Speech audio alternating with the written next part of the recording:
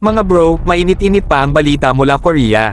South Korea Aerospace Industries, OKAI, just dropped a truth bomb. Ang bagong deal ng Philippine Air Force para sa dagdag na FA-50 Block 70 fighter jets ay swak na swak.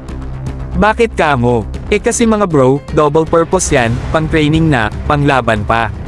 Yan ang tinatawag na sulit na investment para sa air power ng Pilipinas.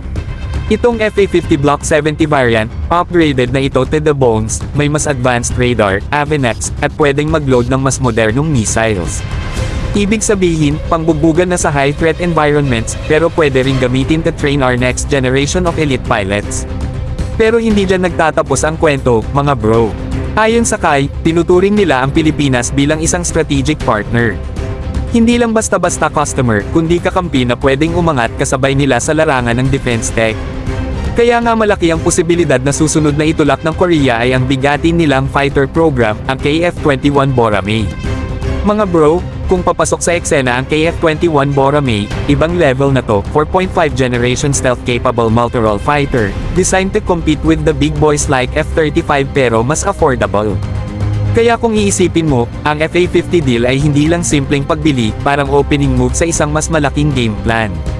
Kung masustain natin ang momentum at maipakita ng PAF ang galing nila sa paggamit ng FA-50, abay napakalakas ng case natin para maging early adopter ng KF-21.